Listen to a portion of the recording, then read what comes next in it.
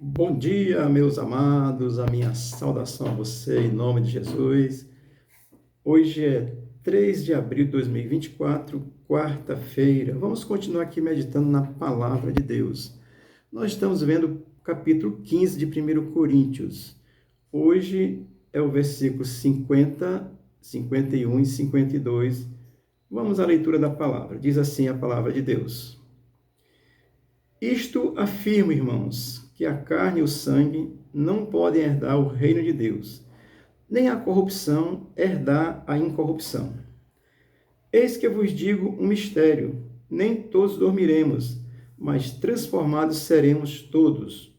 No momento, num abrir e fechar de olhos, ao ressoar da última trombeta, a trombeta soará, os mortos ressuscitarão incorruptíveis, e nós seremos transformados. Amém? O contexto é a ressurreição de Cristo, e essa ressurreição garante a ressurreição dos que morrem crendo em Cristo para uma vida eterna com o Senhor. Vamos ao texto. Versículo 50 do capítulo 15 de 1 Coríntios começa dizendo assim: Isto afirmo, irmãos, que a carne e o sangue não podem herdar o reino de Deus. Carne e sangue é a natureza psicossomática, aquilo que faz o ser humano ser um ser humano, é a nossa natureza humana, é o nosso pensar, o nosso agir. Portanto, que às vezes nem necessariamente é tão pecaminoso assim, né?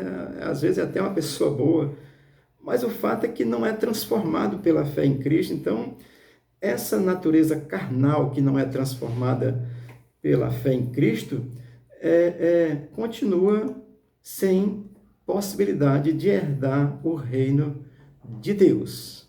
Amém? Eu já disse a você, na Bíblia, quando tem reino de Deus e quando tem reino dos céus, é o mesmo reino, tá certo?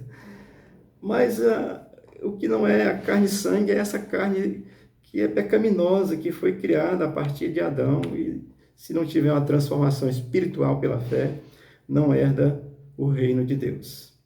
E ele vai dizer, no versículo 50 ainda, nem a corrupção herda a incorrupção. Ora, Paulo trata aqui da impossibilidade de uma pessoa que não foi transformada pela fé herdar o reino de Deus, porque a natureza decaída de Adão continua decaída, ela é corrupta, ela é pecadora. E sim, ele diz que nem a corrupção herdar a incorrupção, ou seja, essa incompatibilidade. O corrupto é diferente do incorrupto, tá certo? Então, não tem possibilidade, tá certo?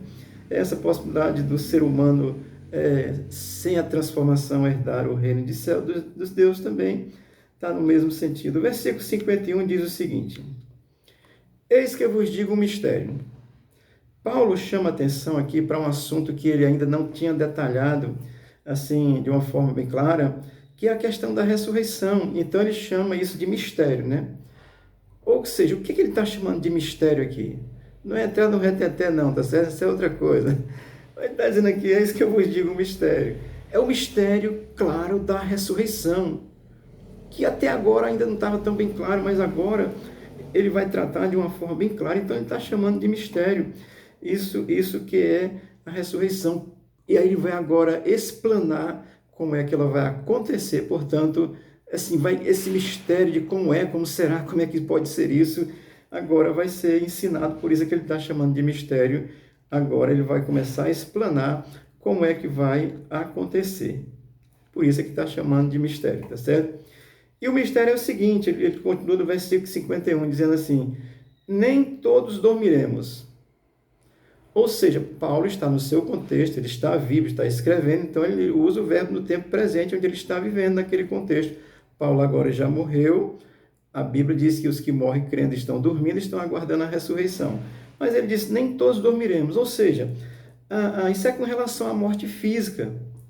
Na volta de Cristo, quando Cristo voltar, aqueles que estiverem vivos, ele está dizendo, nem todos dormiremos.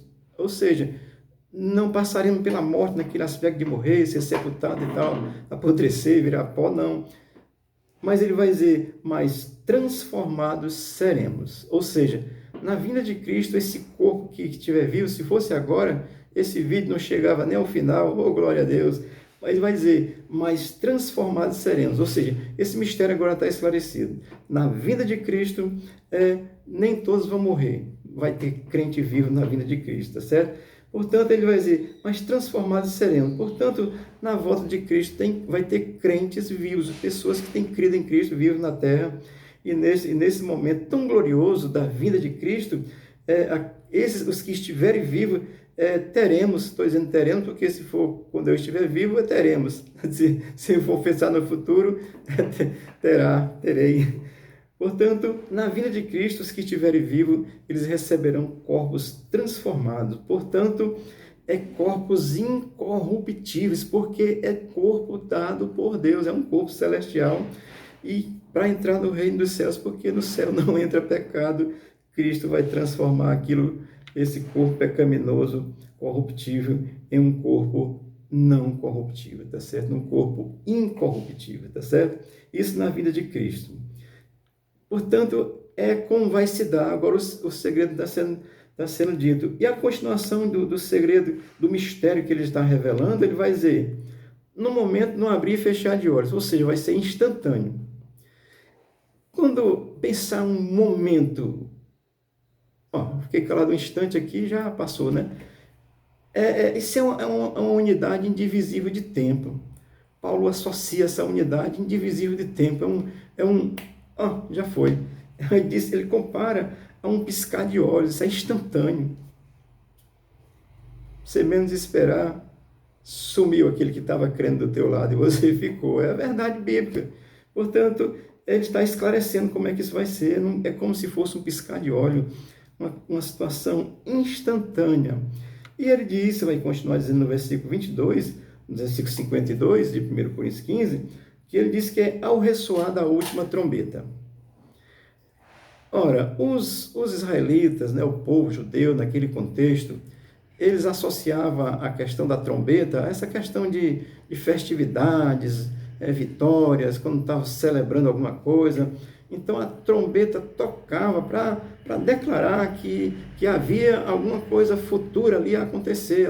Ela tocava aqui futuramente ali tinha essa condição até escatológica, né? Eles usavam a trombeta como sinal celebrar as suas vitórias, das suas festividades. E aqui diz que ao ressoar a última trombeta é aquela que vai marcar a volta de Cristo para arrebatar a sua igreja. Amém? Isso é um assunto tão gracioso que o arrebatamento a volta de Cristo vai se dar em duas situações.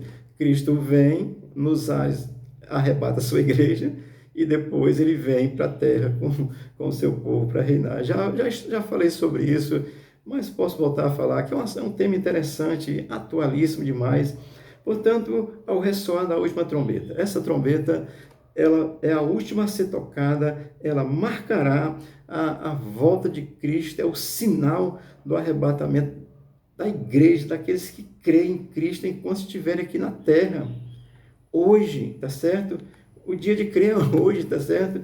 Se você está vivo. Portanto, aqui Paulo ele desvenda esse mistério. Ou seja, quando os que tiverem morrido crendo serão ressuscitados, né, e receberão corpos novos, os que estiverem vivos serão transformados, também receberão corpos novos, imortais, celestiais, incorruptíveis, tá certo? E eternos. Amém? Mateus, Jesus registra esse acontecimento, o próprio Cristo registra esse acontecimento que irá acontecer. No Mateus capítulo 24, versículo 31, Jesus diz o seguinte: e ele enviará os seus anjos com grande clangor de trombeta, os quais reunirão os seus escolhidos dos quatro ventos de uma a outra extremidade dos céus. E lá ele vai dizer que é igual a um relâmpago, né? E Paulo diz que é igual a um piscar de olhos, tá certo? Ou seja, um momento instantâneo. Portanto, a última trombeta é o sinal da volta de Cristo, tá certo? O versículo 52, ele vai terminar dizendo o seguinte: a trombeta soará, os mortos ressuscitarão incorruptíveis e nós seremos transformados. É isso que Paulo está nos ensinando, tá certo? Na volta de Cristo, esse fato glorioso ele vai ocorrer. Eu sei que a gente fica imaginando como será isso. O Deus que criou todas as coisas, que criou o universo, criou as coisas do nada. Ele é o Deus do impossível, tá certo? Impossível aos seres humanos. Para ele não é impossível nada, tá certo? Então, quando a última trombeta soar, é o sinal da vinda de Cristo. Os mortos, crendo em Cristo, ressuscitarão incorruptíveis, corpos celestiais, plenamente santos. Hoje somos santos pela compreensão da revelação de Cristo, da fé exclusiva e o Espírito de Deus que habita em nós. Temos uma natureza santa e uma natureza carnal ainda hoje. Mas nesse momento, os mortos, os que morreram crendo, ressuscitarão incorruptíveis e nós seremos transformados, ou seja, em incorruptíveis também. Tá? Amém? Portanto, o que Paulo está dizendo é isso. Isso é um momento glorioso, um momento majestoso da vinda de Jesus Cristo para buscar a sua igreja. Amém, queridos? Isso é uma palavra graciosa. Falando aqui parece tão simples. Mas Jesus desceu do céu, se despiu da sua glória, se fez homem, apanhou, sofreu, foi escorraçado, humilhado, ultrajado, crucificado, fizeram tudo, mataram Jesus. Mas ele ressuscitou e vai voltar para transformar a sua igreja dessa forma. Primeiro os mortos nele são ressuscitados, os vivos nele, na ocasião da vinda, serão transformados e estaremos com o Senhor na glória. Essa é a promessa da palavra de Deus. Que Deus te abençoe, Deus te dê uma boa quarta-feira e você viva com fé, porque a vinda de Cristo é um momento instantâneo. E quem tem a compreensão da revelação de Deus vai entender o que é essa trombeta, vai ter um sinal, vai compreender. O Senhor te abençoe e te guarde, o Senhor seja contigo, abençoe a tua casa, abençoe a tua vida e, sobretudo, se revele a você da forma como Ele quer revelar-se. Deus te abençoe. Jesus não é religioso, Ele é Deus, está acima de qualquer religião. Você precisa crer nele. Deus te abençoe. Crê nele enquanto está vivo, tá certo? Depois que passa, eu vou usar o cearenseis aqui, já era. Deus te abençoe e te guarde, em nome de Jesus. Amém.